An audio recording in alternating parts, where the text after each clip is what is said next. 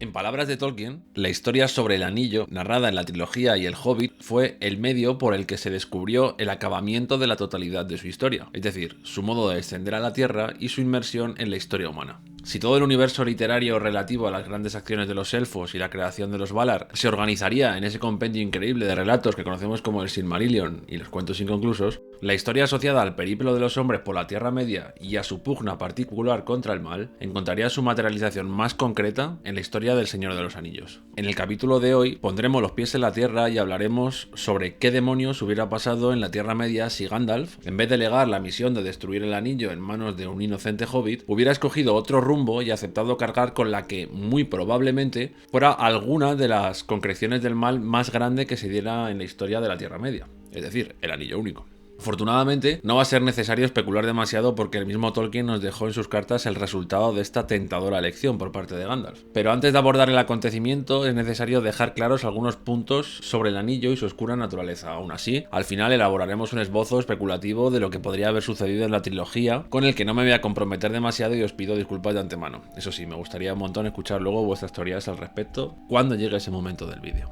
Seguro que recordáis el episodio en el que Gandalf le descubre a Frodo el misterio del anillo que Bilbo encontró por azar. Sombras del pasado es quizás uno de los capítulos más reveladores de la trilogía junto con el Concilio de Elrond. En este contexto, Gandalf le cuenta a Frodo, y ya de paso nos pone un poco en contexto a todos los demás, todo lo que acontece desde la creación de los anillos de poder hasta que azarosamente Bilbo posa sus manos sobre él en la caverna de Gollum. Es entonces cuando la naturaleza del anillo queda revelada, la dimensión de su poder se pone al descubierto y Frodo queda sobrecogido por lo imprevisible de que ese objeto se halle entre sus manos. Aquel anillo era el residuo de lo que un día fue Sauron, una vía perfecta para el dominio de las voluntades ajenos y el camino más corto hacia la consecución de sus deseos. En palabras de Tolkien, el anillo de Sauron es solo uno de los varios tratamientos míticos de la colocación de la propia vida o del propio poder en algún objeto externo, que se expone así como la captura o la destrucción con resultados desastrosos para uno mismo. Si fuera a filosofar sobre este mito, o al menos sobre el anillo de Sauron, diría que era un modo mítico de representar la verdad de que la potencia, o mejor dicho, la potencialidad, si ha de ejercerse y producir resultados, tiene que ser exteriorizada y de este modo,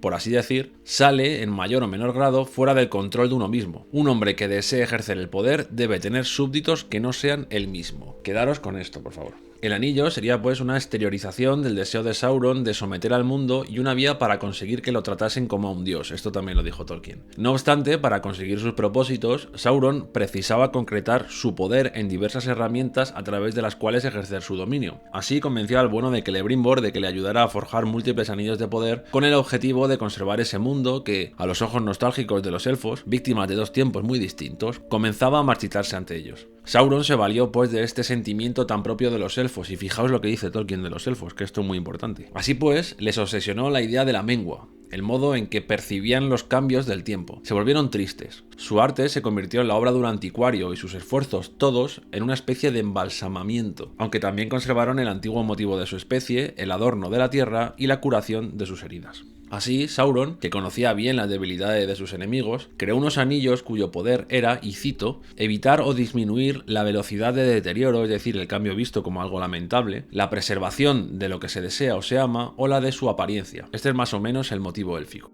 Este es el efecto que vemos que tienen los anillos de Galadriel y Elrond en la trilogía, aun a pesar de que no los creara Sauron. Es decir, el poder de conservar Lórien y Rivendell como unos oasis de belleza ajenos a las tempestades del tiempo, desconectados de los azares del mundo. Pero claro, hemos de tener en cuenta que el anillo único también despertaba los poderes naturales del poseedor, acercándose así a la magia, un motivo que fácilmente puede corromperse y volverse malvado, como un deseo de dominio, dice Tolkien en la carta 131. De un modo u otro, en la gran conversación que Frodo y Gandalf tienen alrededor del origen y la naturaleza del anillo, todo esto queda sugerido o dicho de manera expresa. Fue así que, claro, Frodo, abrumado por la que se le venía encima, le hace a Gandalf la que seguro fue la oferta más difícil de rechazar de toda su vida. Leamos el pasaje.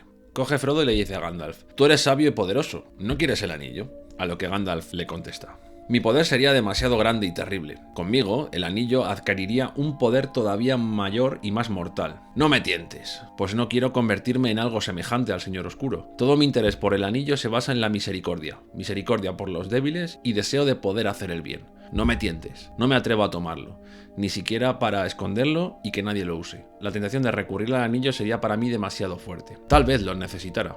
Me acechan grandes peligros». Un minuto de silencio por Pepe Mediavilla y por mi triste interpretación.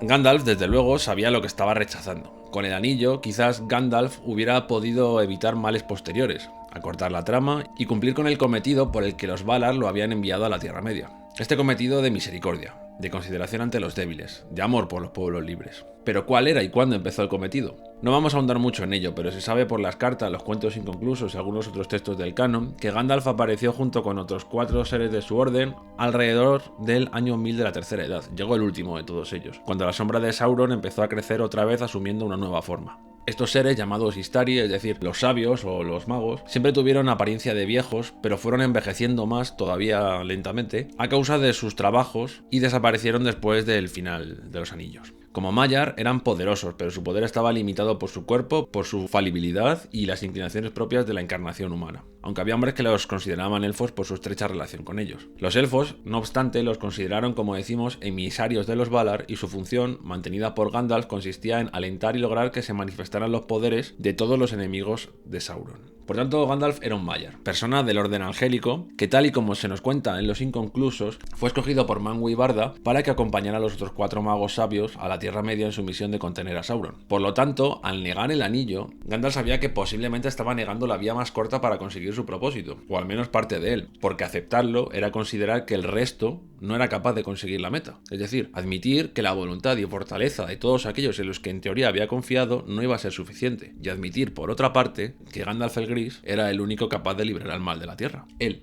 explícitamente. Y a esto es a lo que Tolkien se refiere con magia. El uso de un camino corto para la consecución de un deseo podía implicar en muchos casos una mala gestión de los medios. El anillo en manos de Gandalf hubiera sido un artilugio tan sumamente poderoso que ni siquiera Sauron hubiera podido oponerse a él. Eso mismo nos dice el profesor. Recordemos que el anillo, tal y como hemos dicho, revitaliza y refuerza las cualidades genuinas de quien lo porta. El anillo es una especie de amplificador de la propia naturaleza que acentúa, y esto es importante, los deseos de quien lo porta y hacen que estos deban ser saciados de inmediato. El anillo persuade a su portador de que debe de materializar sus deseos cuanto antes, y así, inclinándolos a obedecerse a sí mismo, doblega a su vez a quien lo utiliza para conseguirlos. Por unas o por otras, regresamos a lo dicho antes. El anillo como reflejo de la personalidad de su portador, a la altura de su mezquindad, de su soberbia o de sus buenas intenciones. El anillo siempre incrementa en la mente del portador la sensación de inminencia sobre sus propios deseos, para que éste nunca deje de recurrir a él. Es el esclavizador de los señores. El anillo de poder se creó para doblegar otros anillos de poder. Es una forma de dominio indirecta, pero que lo domina todo. Menudo concepto, ¿eh?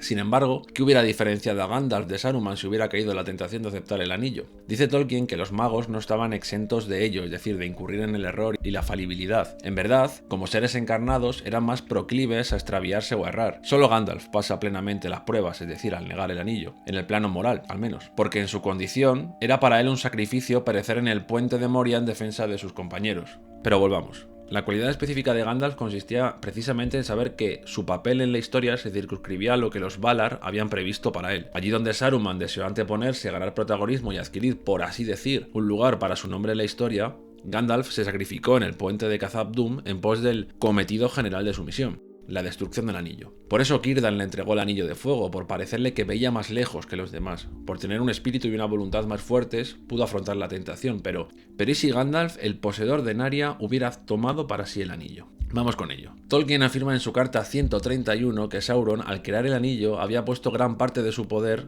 en él con el objetivo de controlar el resto de los anillos. Esto, por supuesto, generaba el riesgo de la pérdida del anillo y de un posible cambio de manos. Si esto pasaba, dice Tolkien, y el anillo caía en manos de alguien lo suficientemente fuerte y de naturaleza heroica como para ello, este podía retarle y volverse amo de todo lo que había aprendido y hecho desde la fabricación del anillo único, y por tanto derrocarlo y ocupar su lugar. En otra parte se nos dice además que, en virtud del poder del anillo, que si alguien de gran poder lo utilizase podría hacerse con la voluntad de los espectros del anillo y por tanto valerse de ellos como terratenientes. Se dice en la carta 246 que si Frodo se hubiera quedado con el anillo, estos habrían manifestado cierto tipo de servilismo debido al culto religioso que estos profesaban ante Sauron y su anillo, porque constituía un objeto de terror ante el que estaban condicionados a actuar con servilismo, fuera quien lo portase. Con Frodo, por supuesto, debido a que su poder era escaso, al igual que en el caso de Gollum, hubieran podido sortear su gobierno. Pero en el caso de Gandalf, los hubiera comandado absolutamente. ¿Por qué? Pues porque Gandalf hubiera sido capaz de dominar el anillo. Dice Tolkien que, de los demás, solo Gandalf era capaz de dominarlo, pues se trataba de un emisario de las potencias, es decir, de los Valar, y una criatura del mismo orden. un espíritu inmortal que había adoptado una forma física y visible. Galadriel se había visto en su encuentro con Frodo capaz de dominarlo, y si ella lo hizo, pues cabe pensar que Elrond también hubiera podido hacerlo. Sin embargo, podría formar parte de la trampa que el anillo tendía a aquellos que querían manejarlo. El anillo se sirve de los deseos de su portador para dominarlo, esto ya lo hemos dejado claro. Aún así, dice Tolkien, si Galadriel o Elrond se hubieran apoderado de él, hubieran utilizado la misma política que Sauron, es decir, forjar grandes ejércitos para desafiarlo y destruirlo por la fuerza a través del uso de máquinas y de un ejército de subordinados. Lo que pasase después quizás resultase un poco predecible, teniendo en cuenta el carácter melancólico de los elfos. Pero ¿y si Gandalf se hubiera hecho con él? Para empezar, imaginemos el trastorno en la trama del Señor de los Anillos. ¿Os imagináis la de cosas que hubieran pasado paso a paso? Aquí es donde comienza la especulación temporal de este vídeo. Voy a trazar varias líneas que seguramente hubieran condicionado toda la historia. Podéis dejar vuestras teorías en los comentarios, pero después de esto, con lo que no me comprometo demasiado, pasamos a la solución definitiva de Tolkien. En primer lugar, muy probablemente los hobbits hubieran quedado al margen de la historia del anillo. Si lo pensamos, ya no serían necesarios para la historia.